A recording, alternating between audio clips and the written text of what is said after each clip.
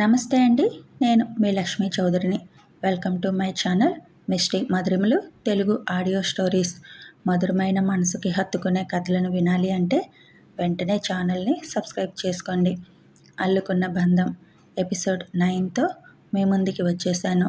కథలోకి వెళ్ళే ముందు ఒక లైక్ చేయడం మాత్రం మర్చిపోకండి యార్. అలాగే మీ విలువైన అభిప్రాయాలను కూడా కామెంట్ రూపంలో తెలియచేయండి. ఇక ఆలస్యం చేయకుండా కథలోకి వెళ్ళిపోదాం. సత్యంకి కారు తీసుకురమ్మని ఫోన్ చేస్తూ రోడ్డు వైపు చూస్తుంది ఐషు. అటువైపు ఏదన్నా కారు వస్తే లిఫ్ట్ అడుగుదామని. లేట్ అవ్వకుండా హాస్పిటల్కి చేరాలి, అసలే ఎమర్జెన్సీ అన్నారు. గాడ్ హెల్ప్ మీ అంటూ మనసులో దేవుణ్ణి వేడుకుంటుంది ఐషు. అదే రూట్లో అప్పుడే శివ్ వస్తున్న కారు ఎంటర్ అవుతుంది. దూరం నుంచి కారు రావడం చూస్తుంది ఐషు.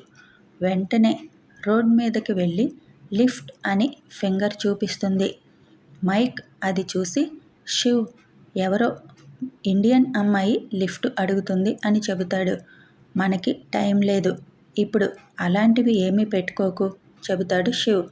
అది కాదు శివ్, రోడ్డు మీద, అది కూడా మీ ఇండియన్ అమ్మాయి లిఫ్ట్ అడిగితే ఇవ్వకుండా వెళ్ళడం బాగోదు ఏమో, ఆలోచించు అంటాడు.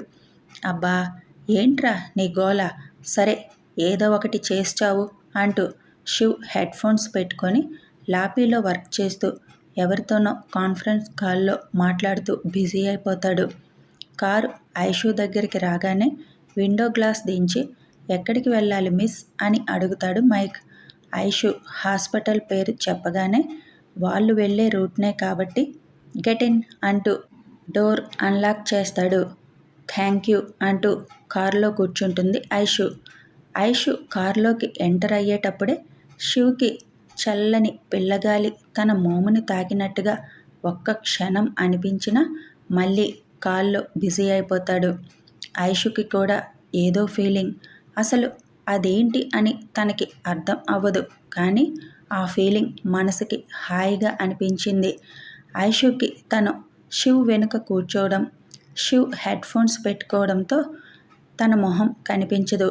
శివ్ లాబీలో తలదూర్చడంతో ఇంకో మనిషి ఆ కారులో ఉంది అన్న ఆలోచన కూడా తనకి లేదు. ఐషు దగ్గర స్టెథోస్కోప్, వైట్ కోట్ ఉండడంతో మెడిసిన్ ఏ ఇయర్ చదువుతున్నారు అని అడుగుతాడు మైక్. ఐఆమ్ ఏ డాక్టర్, గైనకాలజిస్టుని అని చెబుతుంది ఐషు. వాట్, డాక్టరా మీరు? స్టూడెంట్లా కనిపిస్తున్నారు, అందుకే అడిగాను అంటాడు మైక్.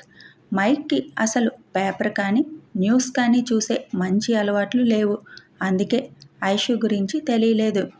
అతి చిన్న వయసులో డాక్టర్ పట్టా తీసుకున్న ఐశ్వర్యని అమెరికా టీవీ ఛానల్స్ అన్నిట్లో కొన్నాళ్ళు హోరెత్తించారు.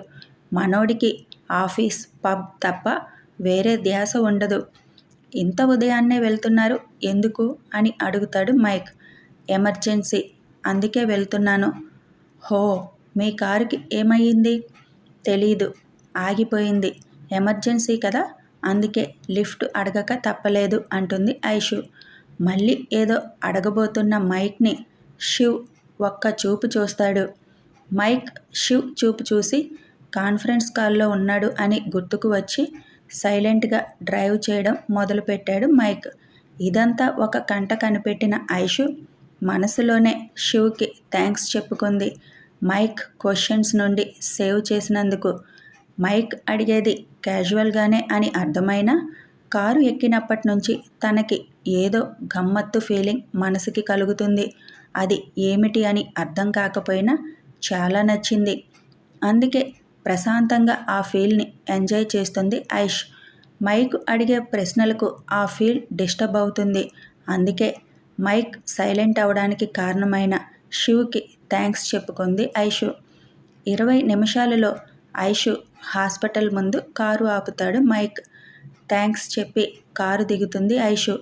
హాస్పిటల్ లోపలికి అడుగులు వేస్తుంది. కానీ తనకి ఏదో దూరం అవుతున్నట్టుగా, ఇప్పటి వరకు సంతోషంగా ఉరకలు వేసిన మనసు ఇప్పుడు బాధపడుతున్నట్టుగా అనిపించింది. తన గుండె మీద చెయ్యి వేసుకొని కళ్ళు మూసుకుంది ఐషు. అదే టైంలో కారులో ఉన్న శివ్కి కూడా ఇప్పటి వరకు ఉన్న ఏదో ప్రశాంతత ఇప్పుడు దూరం అవుతున్న ఫీలింగ్ కానీ ఏంటి అని తెలియడం లేదు. అప్రయత్నంగా కళ్ళు మూసుకొని తన హార్ట్ మీద చెయ్యి వేసుకుంటాడు శివ్. ఒక్క నిమిషం అలాగే ఉంచి తర్వాత మళ్ళీ నార్మల్ అయి తన వర్క్లో మునిగిపోతాడు. ఐషు గుండె మీద చెయ్యి వేసుకొని అలాగే బొమ్మలా నిలబడేసరికి నర్సు దగ్గరికి వచ్చి ఏమైంది మేడం అని అడుగుతుంది. నథింగ్, ఆపరేషన్కి అన్నీ రెడీ చేశారా అని మనసులో ఉన్నదంతా వదిలేసి ముందుకి అడుగులు వేస్తుంది ఐషు. అంతా రెడీ మేడం, మీకోసమే చూస్తున్నాం.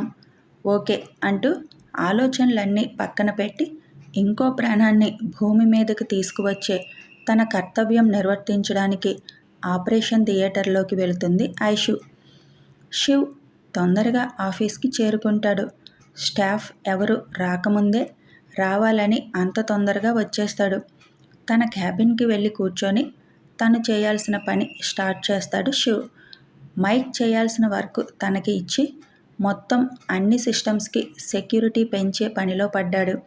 ఇంకోసారి ఎవరు ఇలాంటి పనులు చేయడానికి అవకాశం లేకుండా మైక్, శివ్ వర్క్ చేస్తూనే తమకు కావాల్సిన వ్యక్తి వచ్చాడా లేదా అని సీసీలో చూస్తున్నారు.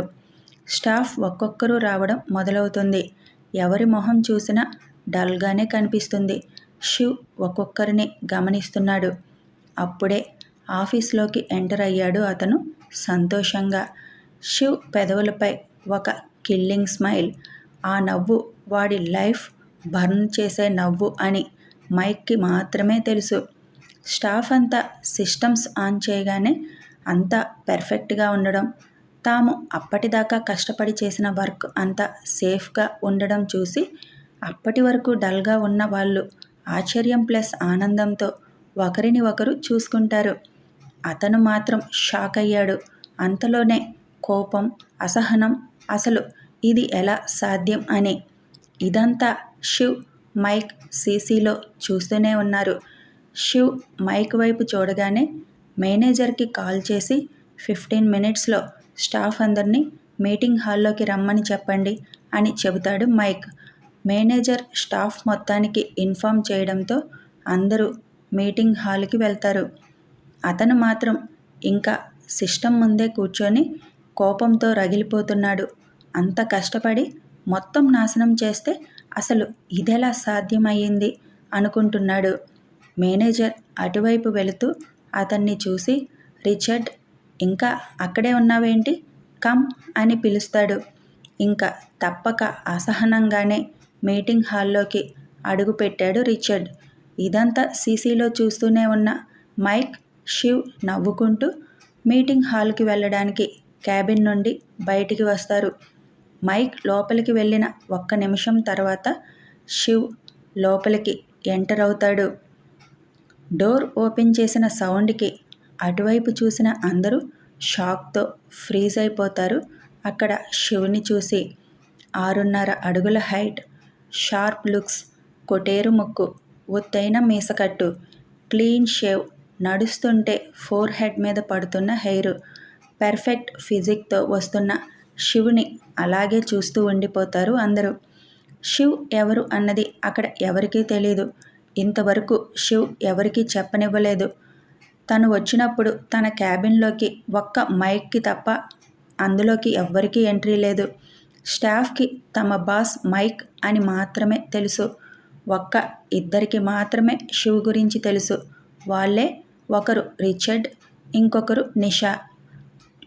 రిచర్డ్కి మాత్రం శివ్ని అక్కడ చూడగానే భయం స్టార్ట్ అయ్యింది.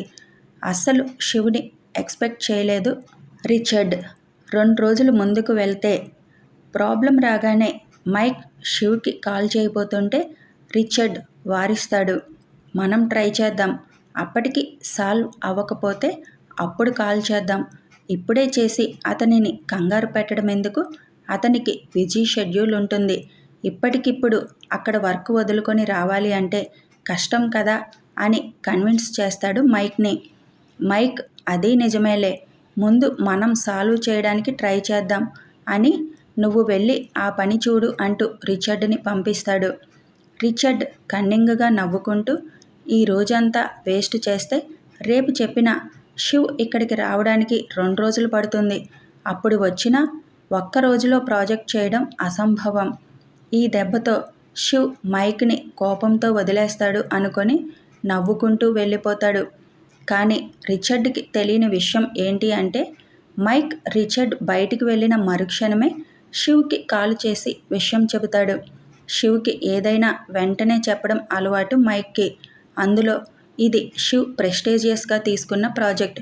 ఆలస్యం అయితే ప్రాబ్లం పెద్దది అవుతుంది అని వెంటనే కాల్ చేసి చెబుతాడు మైక్.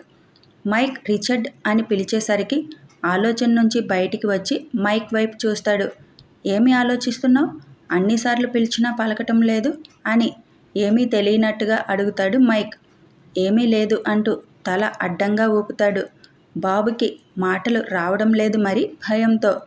మైక్ స్టాఫ్ను ఉద్దేశించి మాట్లాడుతూ he is mister Shivansh Chaudhary, our chairman అని చెబుతాడు. ఆ మాటకి మైక్ వైపు కోపంగా చూస్తాడు శివ్. లైట్గా ఐవింగ్ చేస్తూ మళ్ళీ స్టాఫ్ వైపు తిరిగి ఇప్పటి వరకు చైర్మన్ ఎవరన్నది కొన్ని రీజన్స్ వల్ల మీకు చెప్పలేదు. ఇప్పటి వరకు మనందరం తన గైడెన్స్లోనే వర్క్ చేస్తున్నాం. ఇప్పుడు మన ప్రాబ్లం ఇంత ఫాస్ట్గా సాల్వ్ అవ్వడానికి కూడా తనే కారణం. ఇంత పెద్ద ప్రాబ్లం రావడానికి కారణం మనలోనే ఒకరు అన్న విషయాన్ని కూడా తానే ఫైండ్ అవుట్ చేశాడు అని మైక్ చెప్పగానే ఆ మాట వినగానే అందరిలో ఎవరు అయి ఉంటారు అని డిస్కషన్ మొదలవుతుంది. రిచర్డ్కి మాత్రం ఆ మాట వినగానే కాళ్ళు వణకడం స్టార్ట్ అయ్యాయి. రిచర్డ్ ఫ్యూచర్ ఎలా ఉండబోతుంది అంటారు? ఇదండి ఈరోజుకి శివ్ ఐషు జర్నీ మరొక భాగం తదుపరి చూద్దాం. ఇప్పటి వరకు సబ్స్క్రైబ్ చేసుకున్న అందరికీ ధన్యవాదాలు. ఇంకా ఎవరైనా చేసుకొని వాళ్ళు ఉంటే చేసుకోండి యార్. అలాగే ఒక లైక్ చేయండి, షేర్ చేయండి, మీ విలువైన అభిప్రాయాలు తెలపండి. Thanks for watching and listening.